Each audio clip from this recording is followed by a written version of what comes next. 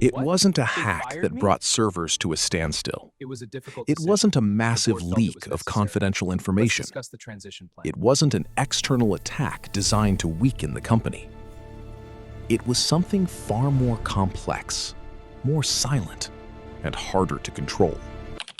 An internal power struggle within OpenAI. For 5 days that shook the entire tech industry, the most visible company in the recent artificial intelligence boom came close to splitting from within. Not for lack of money, not for lack of users, not for lack of market relevance, but because of a question that many organizations avoid until it's too late. Who is really in charge when a company grows faster than its own power structure? We need to counter immediately. Agreed. Monitor their moves.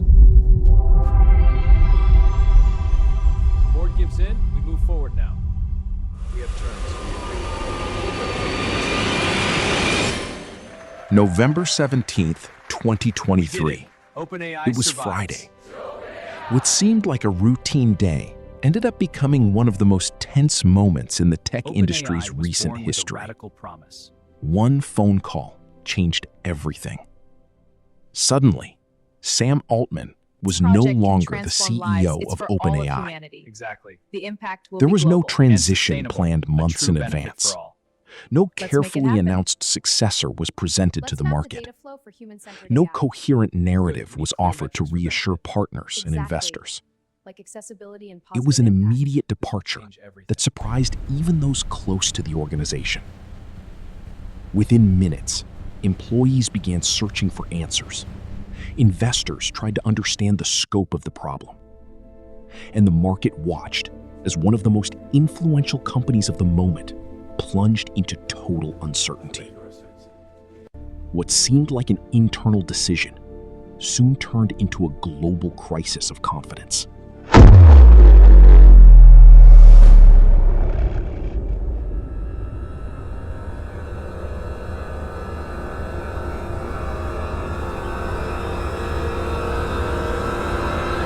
The original sin of the structure. To understand why this happened, we must go back to the beginning.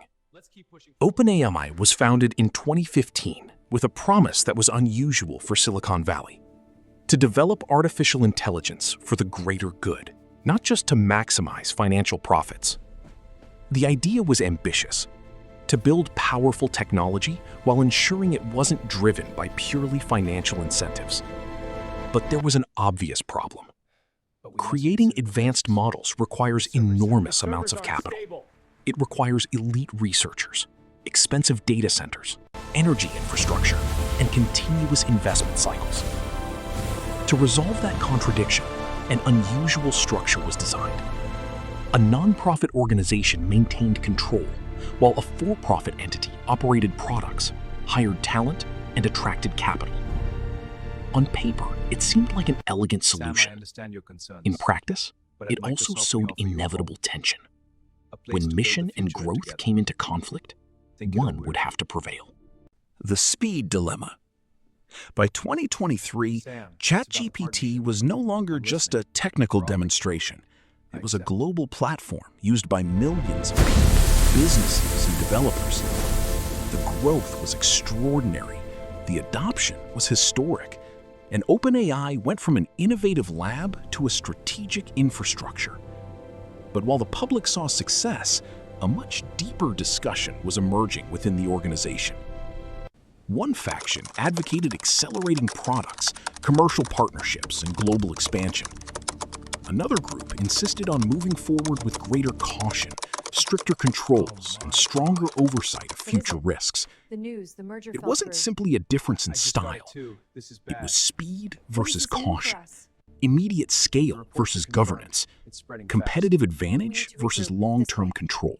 And when a company grows at that speed, that kind of conflict rarely stays hidden for long. Microsoft's move. Microsoft was one of the company's most important strategic partners. Their relationship involved investment, infrastructure, and access to critical computing capabilities. That's why the news of the firing took the market by surprise. Then came a move that completely shifted the dynamics of the conflict. Satya Nadella offered to bring Sam Altman and key members of his team into Microsoft. Our team is in. The implicit message was clear. Yes, If the leadership left one company, it could quickly rebuild itself at another with even greater resources. The board had removed a CEO, but it also ran the risk of losing core talent, operational continuity, and part of its competitive advantage. The rebellion and the return. Then something even more decisive happened. The vast majority of employees signed a public letter demanding changes and calling for Sam Altman's return. It wasn't just a symbolic show of support. It was a clear indication of where the company's operational capacity truly lay.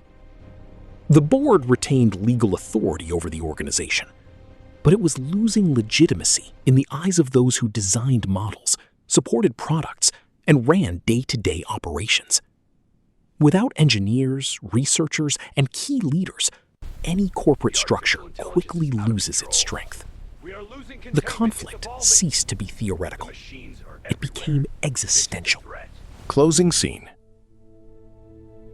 A few days later, Sam Altman returned to the CEO position.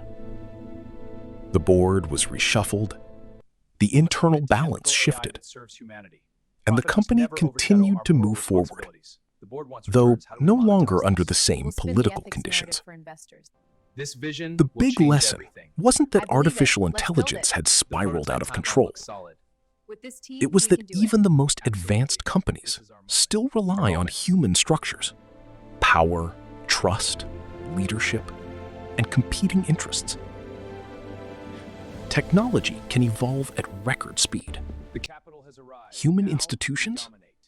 Not always. And that tension is probably just beginning. The investors are pushing for faster results. But we're already stretched thin. This is too much. They're talking about layoffs if we don't deliver. We have to accelerate, but at what cost to us?